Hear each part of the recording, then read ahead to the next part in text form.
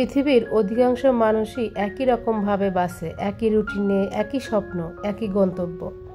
কিছু কিছু মানুষ আছে যারা আলাদা, যারা আয়নার সামনে দাঁড়িয়ে শুধু চেহারা দেখে না, বরং তারা পেছনের অন্ধকারটাও অনুভব করে। সবাই সুখের সন্ধানে ছোটে, আর কিছু মানুষ দুঃখকে সঙ্গী করে পথ চলে। তারা জানে কষ্টই সত্যিকারের সম্পদ, কারণ সেটাই মানুষকে শেখায় আলো নয়, অন্ধকারেই আসল জীবন লেখা থাকে।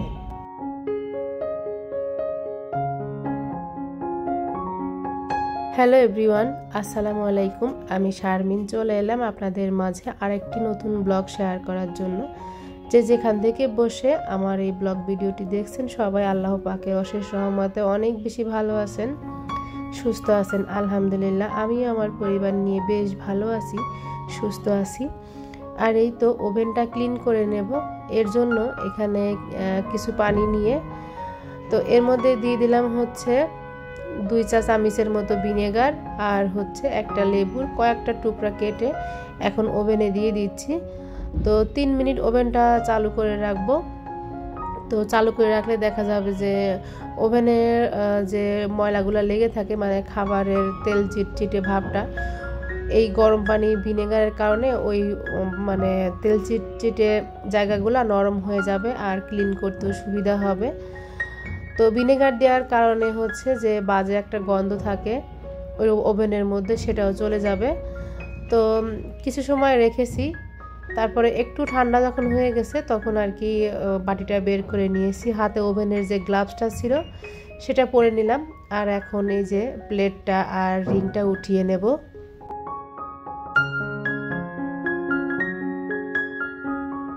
আর অবশ্যই একটু ঠান্ডা করে নেবেন, তাহলে ক্লিন করতে সুবিধা হবে। এখন এই যে একটু ছোট মাজনি নিয়ে আর একটু ভিম লিকুইড দিয়ে ওভেনের চারপাশটা একটু ঘষে পরিষ্কার করে নেব। তো এতেই কিন্তু পরিষ্কার হয়ে যাবে। তো ওভেন পরিষ্কার করতে আমার অনেক বেশি ঝামেলার মনে হয়। আমি ম্যাক্সিমাম সময়ই দেখা যায় যে ওভেনটা ইউজ না করে চুলায় সব কিছু করি, কিন্তু আমার বাচ্চারা ওরা ওভেনটা বেশি ইউজ করে। আর এখন তো রোজার দিন, সাহারির সময় দেখা যায় কোনো কিছু গরম করে খাবে, বা বাসায় দেখা যায় বেশিরভাগ সময়ই গরম খাবারই খাওয়া হয়, তো ঠান্ডা খাবার ওইভাবে আসলে খাওয়া হয় না। তো এই জন্য আর কি ওভেনটা একটু বেশি ইউজ করা।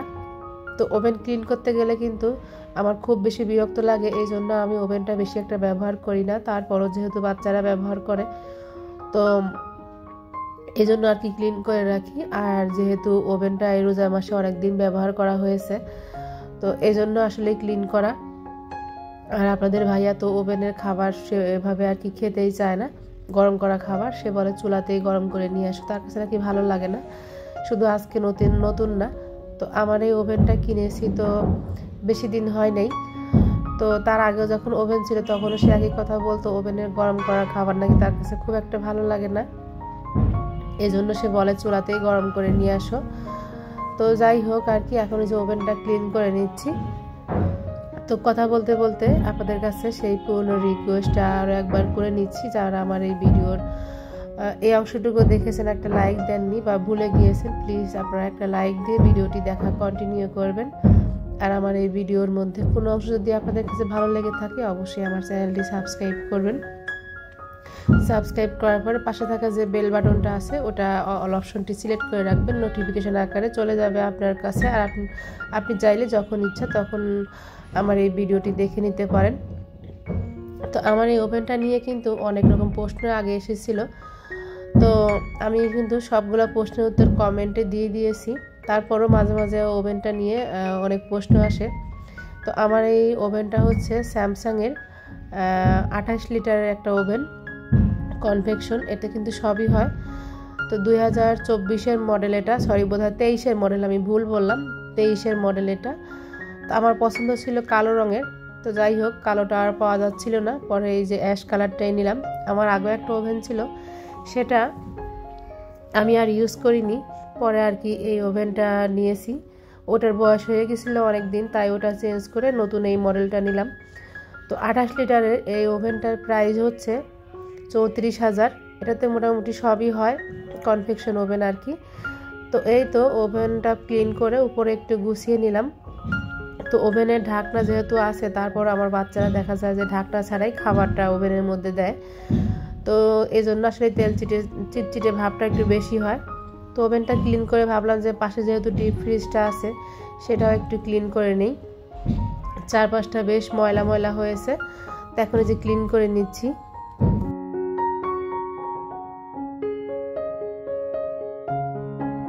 আর আজকের এই ভিডিওটা আমি ভয়েস ওভার করছি আমার গ্রামের বাড়ি থেকেই, কারণ আমি এখন যেহেতু গ্রামের বাড়িতে আসি, আসলে গ্রামের বাড়ির নতুন কোনো ভিডিও আমি শ্যুট করিনি।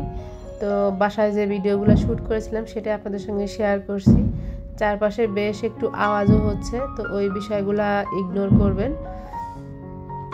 আর একটু ঠান্ডাও লেগেছে। গ্রামের বাড়ির ওয়েদারটা মানে দিনের বেলা একটু গরম লাগে, রাত্রেবেলা কিন্তু বেশ ঠান্ডা ঠান্ডা লাগে, তো এই জন্য দেখা যাচ্ছে ঠান্ডাও লেগে গেছে আমাদের।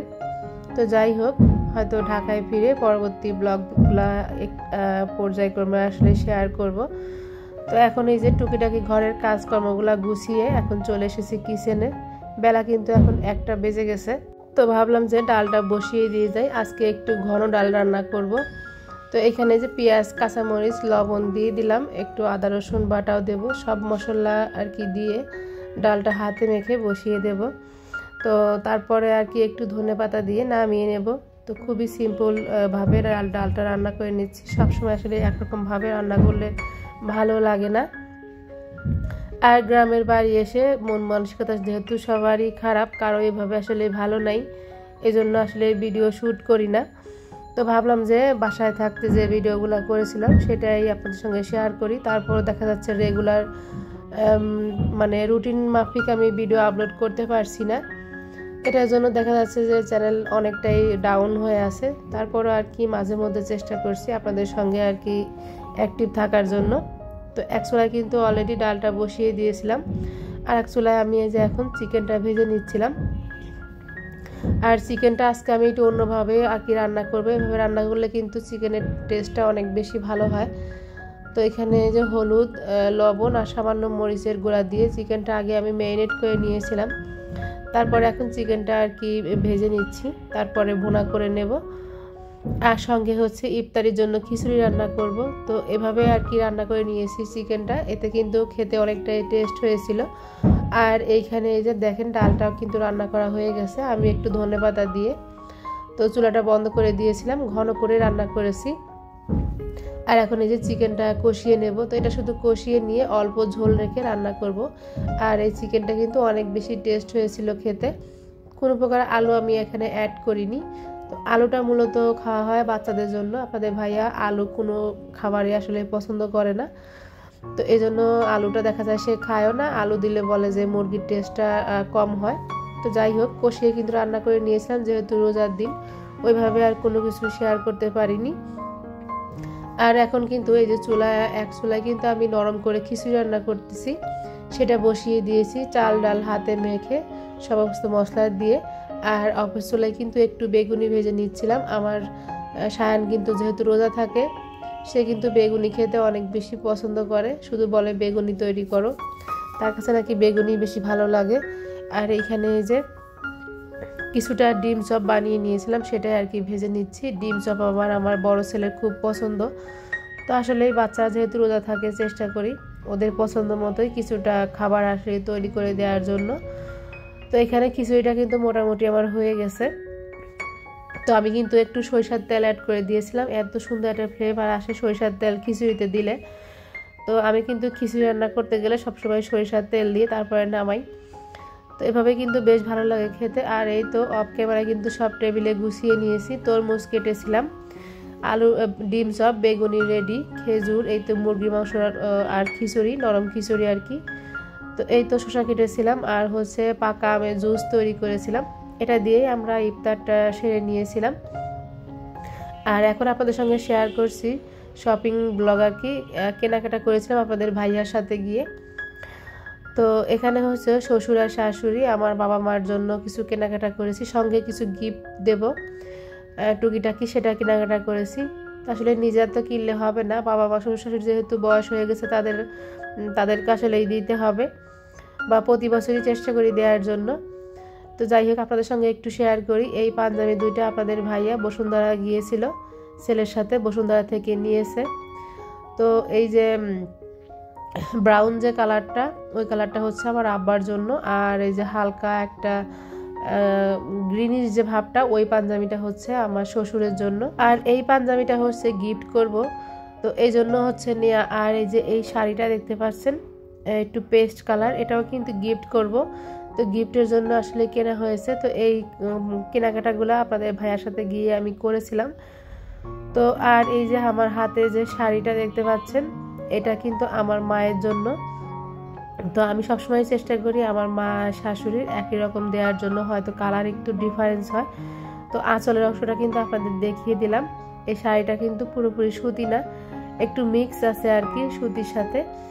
তো যেহেতু মানে শাড়ি কিনতে গেলে একটু চেষ্টা করি ভালো দেখে কেনার জন্য, সুতি তো সবসময় পরাই হয়, তো একটু মানে মিক্স কিনি।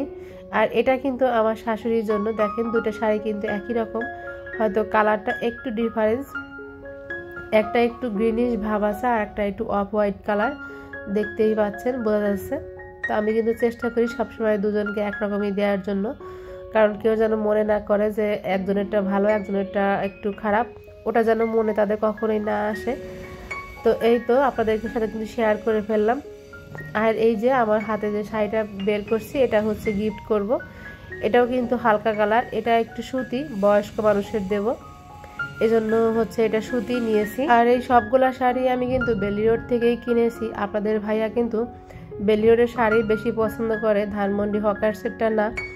তো যাই হোক, আপনাদের সাথে কথা বলতে বলতে কিন্তু ভিডিওর একদম শেষ পর্যায়ে চলে এসেছি। কেমন হয়েছে আমার শ্বশুর শাশুড়ির জন্য কেনাকাটাগুলা অবশ্যই কমেন্ট করে জানাবেন।